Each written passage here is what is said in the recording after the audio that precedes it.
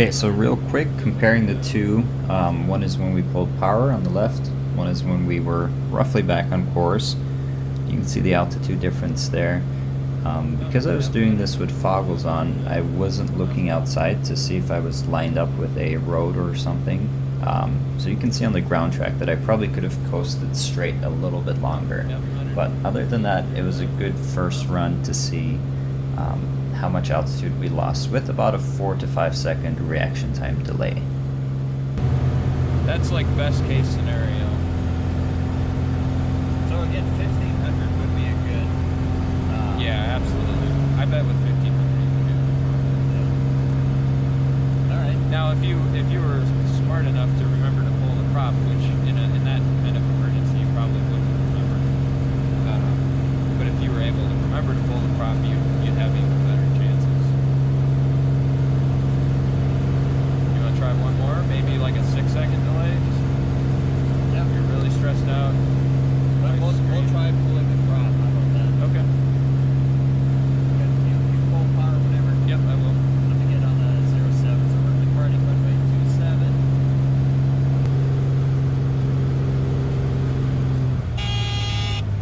Okay, that's 1, 2, 3, 4, 5, 6. Okay, go ahead and pull prop.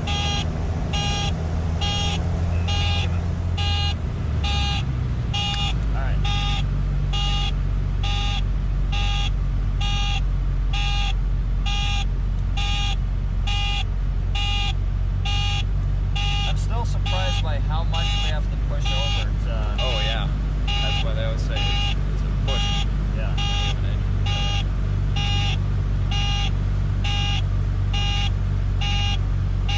Way fast.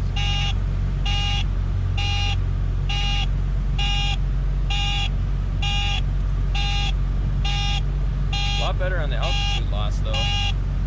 Even with a 6-second delay, we only lost about 800 feet. Yep. Wow. All right, that down. That prop made a big difference.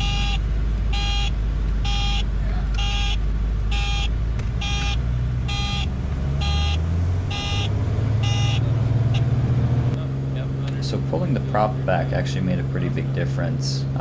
You can really feel the airplane suddenly not decelerate as fast.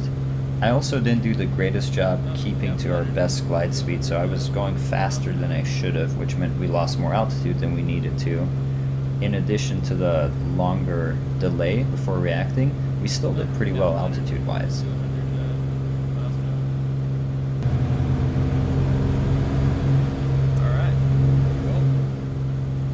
So this training was inspired by Captain Brian Schiff, who has a webinar on how to practice the impossible turn.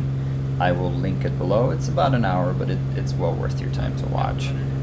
Some of the considerations are, is it safer to make this turn, or is it safer to land straight ahead in an empty cornfield, as it is in most cases in Iowa? Basically, it wants you to figure out what is your altitude loss for a 360-degree turn, add a 50% fudge factor to that, and that's going to be your impossible turn minimum altitude. Now, the other consideration is that you want to make sure your runway is long enough where you're hitting 2/3 of that altitude by the runway threshold. So in my case, 1,000 feet when I cross the runway threshold.